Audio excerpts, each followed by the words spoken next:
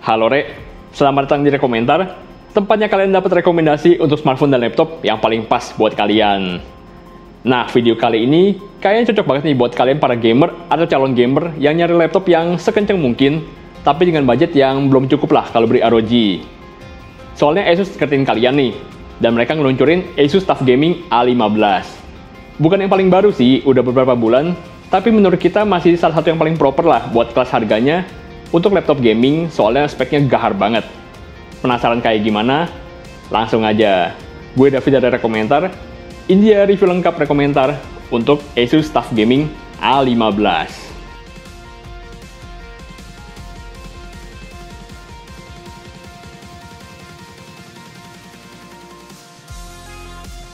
Menurut kalian, apa aja sih yang harus ada di sebuah laptop gaming?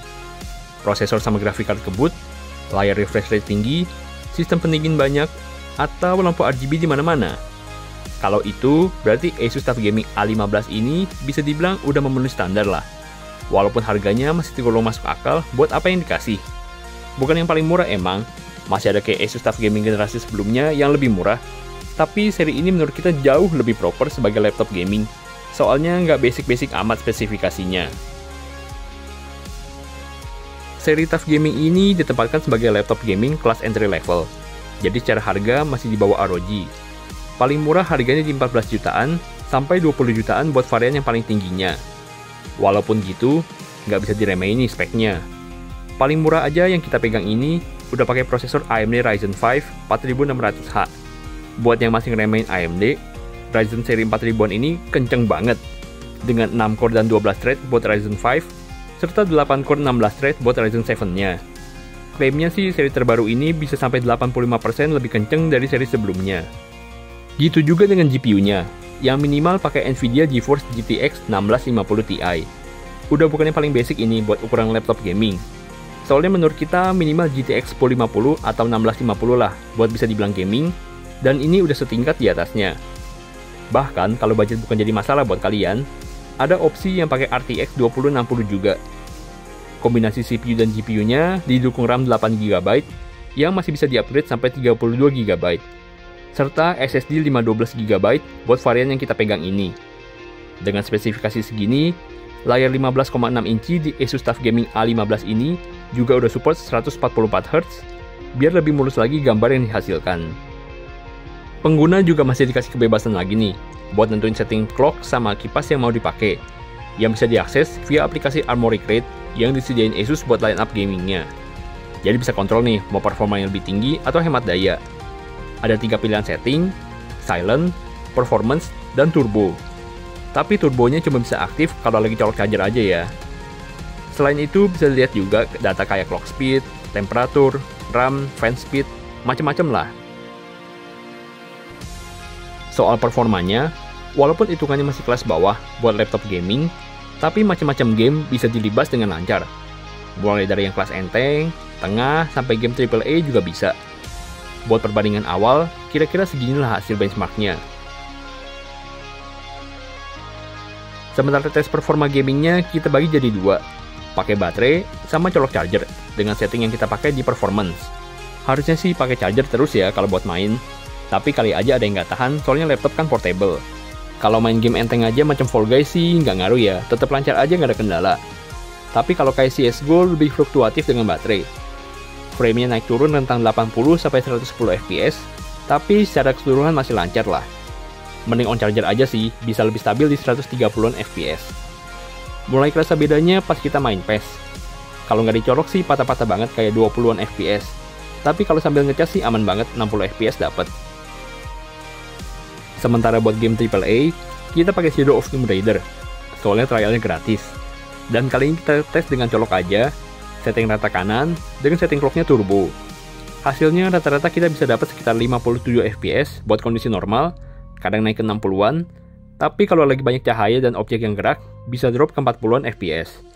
Wajar sih, berat soalnya shadowingnya. Kita selalu saranin, kalau mau mantap main gamenya, sambil colok chargernya aja.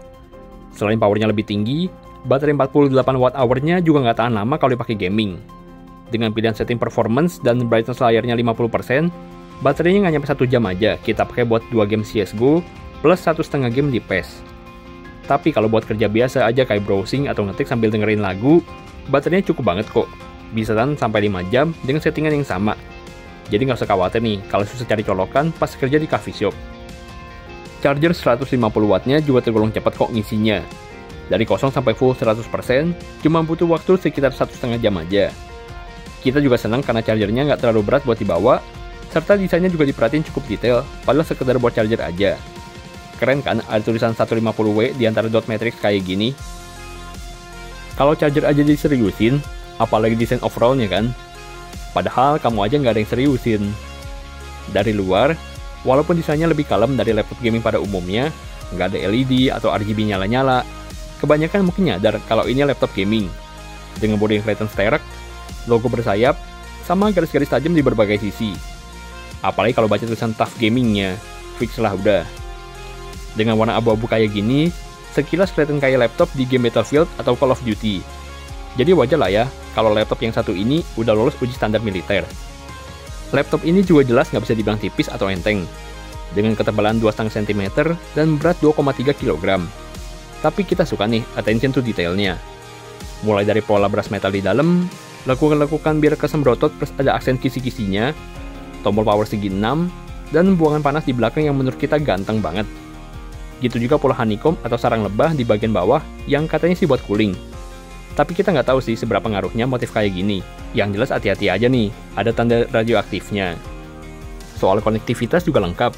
Di sebelah kiri ada port DC in buat charger, port Ethernet buat LAN, HDMI, 2 port USB 3.2 Type A, 1 port USB 3.2 Type C, serta audio combo jack. Sementara di sisi kanannya ada 1 port USB 2.0 Type A buat colok yang lebih lambat kayak mouse, serta Kensington lock supaya bisa dikunci kalau lagi kerja di luar. Bagian belakangnya ada 2 lubang pembuangan panas. Jadi kalau misalnya buat main, paling panas bakal di daerah belakang sini. Terus laptop gaming kok nggak ada RGB-nya? Di luar emang nggak ada, tapi ada nih di bagian keyboardnya. Keyboardnya full size dengan numpad dan ada backlight RGB. Menurut kita keyboardnya cukup tactile, jadi enak feedback ngetiknya. Buat ngatur pola dan warna backlightnya bisa lewat Armoury Crate. Jadi ada 4 pilihan pattern warna, dari static, breathing, strobing, sama color cycle yang bisa ganti-ganti warnanya. Warnanya juga bisa kalian ganti-ganti biar nggak bosen. Ada indikator kalau caps lock nyala, tapi nggak ada indikator buat numlock-nya. Tapi ada yang kita kurang suka nih dari keyboardnya. Tombol WASD-nya beda warna, biasa sih buat game FPS. Cuma kenapa warnanya mesti transparan ya? Jadi agak aneh gitu kelihatan sisir dalamnya. Menurut kita sih lebih oke kalau warnanya putih butek gitu aja. Tetap bisa tembus kok cahaya backlight-nya. Sama tadinya kita expect bakal butuh tombol shortcut ke Armoury Crate, tapi ternyata nggak perlu sih. Soalnya kalau kayak ganti kecepatan fan, bisa pakai Fn plus F5, dan kalau ngatur backlight keyboardnya juga bisa pencet Fn plus tombol arah. Jadi bisa naik turun brightness RGB, serta ganti-ganti pola warna pakai arah kiri kanan. Sementara buat multimedianya, laptop ini dilengkapi layar 15,6 inci, resolusi Full HD, IPS level, dan refresh rate layarnya 144Hz. Buat content creator sih menurut kita masih kurang ya akurasi warnanya. Soalnya cuma di 45% NTSC. Tapi kalau buat main game, nonton video, atau YouTube, udah mantep lah ini. Bezelnya lumayan lebar, dengan webcam HD di atas layarnya. Dan soal speakernya juga udah asik, dengan teknologi DTS:X Ultra, yang dioptimasi buat game RPG atau FPS. Menurut kita bassnya lumayan lah ini. Kira-kira ginilah keluaran speakernya.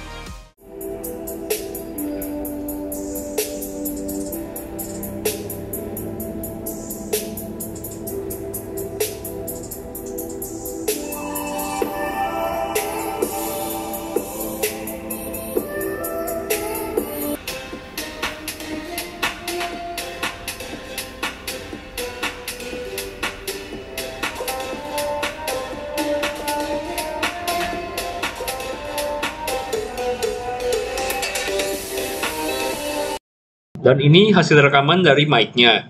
Saran kita sih kalau misalnya game streamer, pakai webcam sama mic eksternal lagi biar lebih mantep. Buat fitur dan aplikasi pendukung lain, menurut kita standar lah. Asus TUF Gaming A15 udah include dengan Windows 10 Home, serta garansi sampai 2 tahun. Gak ada fingerprint scanner, dan kameranya juga belum mendukung Windows Hello buat login. Tapi ada aplikasi My Asus yang bisa buat lihat informasi sama connect ke smartphone. Dan juga ada setting yang penting nih buat laptop gaming, yaitu battery health charging buat ngatur batas charging. Penting nih buat laptop gaming yang sebagian besar dipakai sampai colok terus. Jadi bisa diatur kalau ngecas sampai penuh 100%, bisa juga dibatasin 80 atau 60% aja, biar baterainya lebih awet. Nah, itu dia tadi Asus TUF Gaming A15. Menurut kita laptop ini yahut banget, buat harga yang di belasan juta rupiah aja, tapi macam-macam game bisa disikat dengan lancar. Highlight laptop ini dari prosesor yang kenceng banget, sama layarnya yang udah mendukung 144Hz, jadi lebih mulus nih kalau kalian gaming. Gimana menurut kalian? Laptop ini kira-kira layak nggak buat jadi laptop kalian berikutnya? Kalau misalnya masih bingung, langsung aja deh, kalian cek rekomendar.com buat dapat rekomendasi untuk smartphone dan laptop yang paling pas dengan budget sama kebutuhan kalian. Oke, segini dulu deh review kali ini. Silahkan like dan subscribe kalau dirasa bermanfaat kontennya. Sampai jumpa di video selanjutnya. Tetap sehat, dan see you!